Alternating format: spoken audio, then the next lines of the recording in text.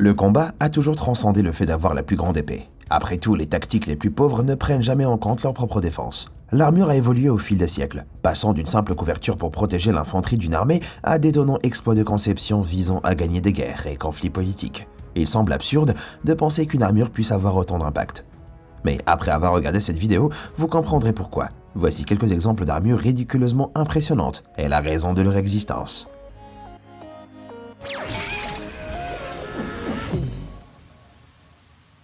Salade en forme de tête de lion. Cette incroyable pièce de métal est la plus ancienne relique d'armure à l'Antiqua de la Renaissance. Il s'agit d'une salade en forme de tête de lion, fabriquée vers 1475. La tête de lion est en cuivre doré, avec des yeux en verre pour plus de réalisme. La salade elle-même est une coquille qui s'adapte à un casque d'acier situé en dessous. Elle représente la tête du lion de Némée, le célèbre félin tué et porté par le demi-dieu Hercule dans la mythologie grecque. Hercule était souvent utilisé dans l'art de la Renaissance comme un symbole de courage, de force et de persévérance. Donc, marcher dans la rue à l'époque avec ce casque attaché à votre tête était ce que les jeunes appellent, je crois, une énorme vantardise. Le casque de combat à pied de Sir Giles Capel. Le casque de combat à pied de Sir Giles Capel est sans doute le plus beau de son genre ayant survécu depuis 1510. Faisant partie de la suite d'Henri VIII. Capel était un célèbre adversaire ayant participé à l'un des tournois entre l'Angleterre et la France en 1520. Le modèle lui permettait de prendre part à de multiples épreuves, telles que le combat à l'épée et les joutes, avec un champ de vision clair tout en protégeant ses yeux. La légère crête au centre de la lunette a été intentionnellement conçue pour dévier les coups de tête des adversaires. En plus d'être super cool, il a sans doute influencé la conception des masques d'escrime modernes. Chaffron. Au XVe siècle, la cavalerie était essentielle à des centaines de plans de bataille.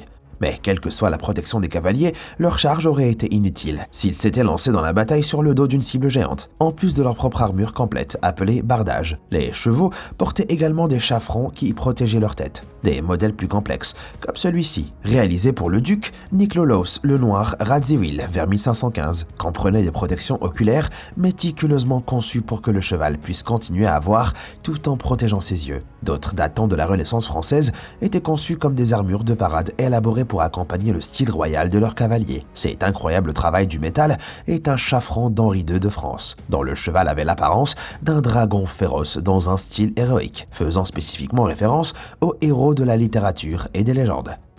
Casque turban des Turcs ottomans, originaire de l'époque de l'Empire ottoman. Les casques ottomans, parfois appelés casques turbans, ont été conçus pour les guerriers qui portaient un couvre-chef religieux. Les modèles de casques européens s'ajustaient aussi étroitement que possible pour éviter que la tête ne se heurte au côté métallique en cas de choc. Mais ces casques ont été conçus vers le XIVe siècle pour mieux répondre aux exigences religieuses des soldats ottomans tout en assurant une protection pendant la bataille. La forme conique distinctive était généralement dorée d'inscriptions coraniques dans un style riche d'arabesque afin de conférer au porteur une protection divine. Il s'agissait d'une décision intelligente, si l'on considère que l'Empire ottoman a participé à plusieurs guerres saintes. Armure de parade d'Henri II de France. L'armure n'était pas seulement utilisée dans les batailles, mais aussi dans les guerres politiques et d'État. Henri II de France, qui régnait au milieu du XVe siècle, possédait de nombreux ensembles d'armures de parade magnifiques, la plus éblouissante étant celle conçue par Étienne de Losne. Le maître graveur a dessiné chaque centimètre de la carapace d'argent et d'acier, avec des détails complexes en or, chacun racontant l'histoire de celui qui la porte. Les figures du plastron et du dos reflètent les nombreux exploits militaires d'Henri II, et beaucoup d'autres sont des ornements d'un puissant art de l'arabesque. Cette prestigieuse commande a probablement impliqué plusieurs des meilleurs maîtres orfèvres du pays, mais elle n'a jamais été conçue pour une quelconque joute ou bataille. Ce serait comme essayer d'emmener une Lamborghini en tout terrain. Possible, certes, mais ce serait une très mauvaise et coûteuse idée. Armure d'éléphant.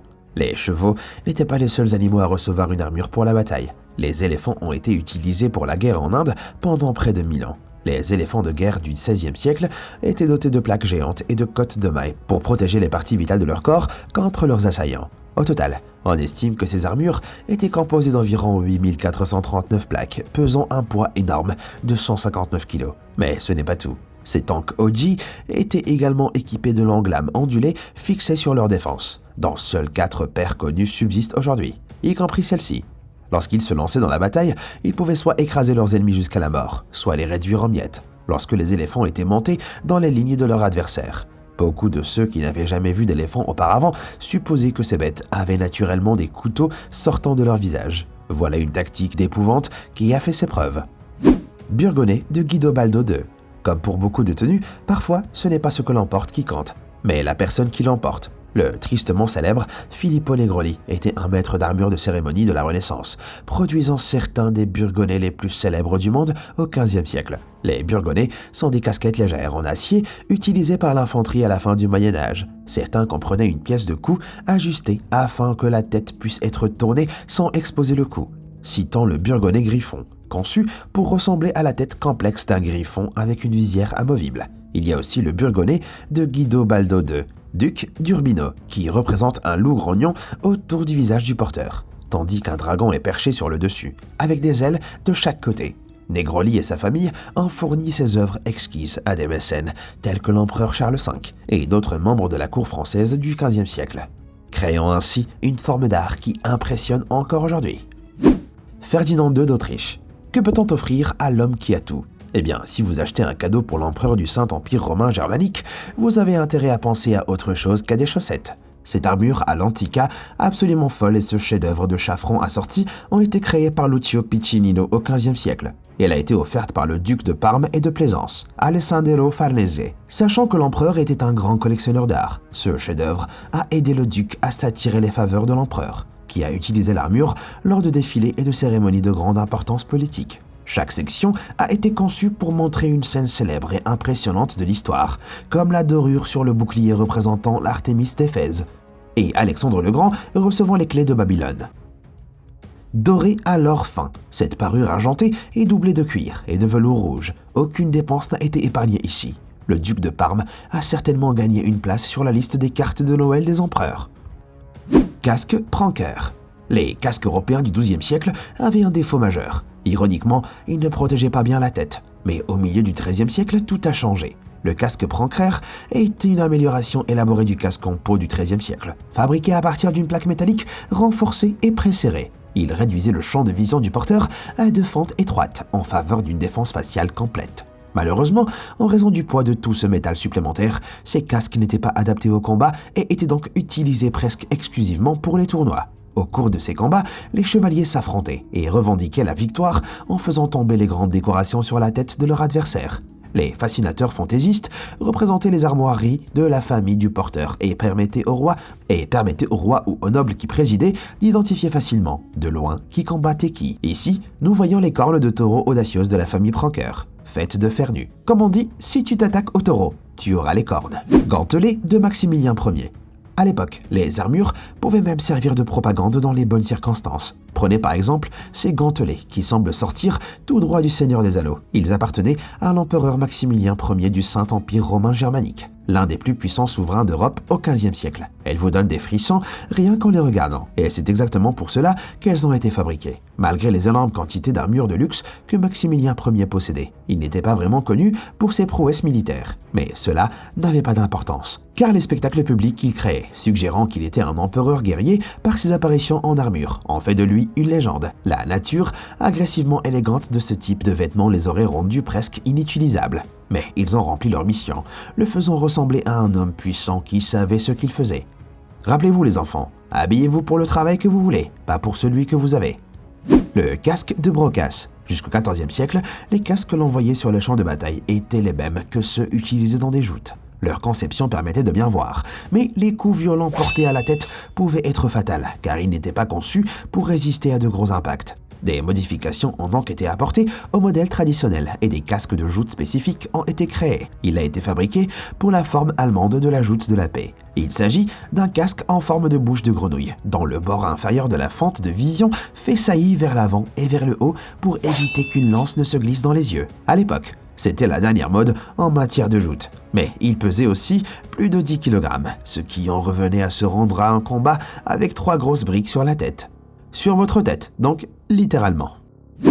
Casque à cornes d'Henri VIII. Henri VIII était célèbre pour avoir décapité ses femmes. Alors, quel genre de cadeau peut-on offrir à un homme à qui il manque clairement une bonne tête dans sa vie? De toute évidence, cet étrange casque à cornes. Il a été offert à Henri VIII par nul autre que l'empereur Maximilien Ier, le même homme qui a conquis les cours et la politique par son choix d'armure. Le casque à cornes a été conçu par Konrad Seusenhofer, qui était autrefois l'un des armuriers les plus réputés d'Europe. Le niveau de détail du casque est stupéfiant. Des lignes sous les yeux, des panneaux à grillage argenté aux poches de barbe sur la mâchoire. Les chercheurs ont précédemment pensé qu'il avait été conçu pour représenter un bouffon. On peut comprendre pourquoi, avec le nez comiquement grand, les cornes en spirale et les lunettes. C'est à se demander s'il ne s'agissait pas en fait d'un cadeau à deux visages. Guerrier jaguar.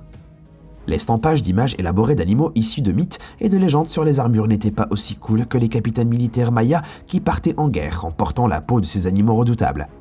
On suppose souvent que les légendaires guerriers aztèques du jaguar portaient sur le champ de bataille les peaux des jaguars alors en abondance. Mais des pictogrammes tirés de l'historique Codex Mendoza, un registre de détails créé sur la société aztèque en 1541, indique que les guerriers aztèques du jaguar préféraient les armures matelassées doublées de plumes d'oiseaux colorées. Cela leur permettait de porter une multitude de couleurs et de motifs sur le champ de bataille, liés aux guerriers de rang supérieur et plus habiles. Un frère espagnol, Diego de Landa, à l'époque de l'invasion espagnole des Mayas vers le XVIe siècle. À noter que les seigneurs et les capitaines partaient en guerre vêtus de peaux de tigre, de lion, de jaguar et de puma, indépendamment des peaux elles-mêmes. On croyait que le fait de se vêtir de ces peaux et de costumes colorés conférait les forces de l'animal pendant les batailles, ce qui explique les stratégies de combat féroces des Aztèques et des Mayas et leur intrépidité historique dans la guerre. Qui a besoin d'une armure en argent quand on a des kaunas de cette taille? L'armure des samouraïs. Dans le Japon féodal, la vie d'un samouraï impliquait d'être constamment en mouvement. Une armure lourde était un fardeau. C'est pourquoi la conception ingénieuse du tatami gusoku est devenue un standard pour toutes les classes de samouraïs. En français, tatami gusoku se traduit par plier l'armure. Et le porteur était facilement capable de l'enlever et de la transporter dans une petite boîte en bois si nécessaire. Cette armure était souvent associée à un casque kabuto, qui jouait également un rôle symbolique. Ce harikake kabuto du XVIIe siècle, en forme de coquille, a été fabriqué avec du papier mâché et de la laque fixée sur une base en fer. Bien qu'il soit peut-être un peu inutile au combat, il indique clairement le statut de celui qui le porte et le respect qui doit lui être témoigné. Des éléments d'armure faciale, appelés mengu ou menyori, étaient parfois fixés au kabuto, donnant à son porteur une apparence terrifiante pour l'ennemi, tout en servant de sangle pour maintenir le kabuto en place. Efficace et effrayant. Pas étonnant que les samouraïs aient régné sur le Japon pendant près de 700 ans. Armure du hussard et les polonais. L'armure du hussard et les polonais est l'un des exemples les plus impressionnants de l'histoire. Ces anges de la mort se rendaient au combat avec des cadres en bois géants fixés aux parties inférieures de leur armure, qui portaient des plumes d'autruche, de cygne, d'aigle ou d'oie. Pour l'ennemi, ils ressemblaient à des ailes et donnaient probablement l'impression que les armées du ciel s'étaient ouvertes lorsque des milliers de ces cavaliers d'élite se précipitaient vers eux. Alors, laquelle de ces armures vous a semblé la plus impressionnante? Faites-le moi savoir dans les commentaires ci-dessous. Merci d'avoir regardé et comme toujours, à bientôt.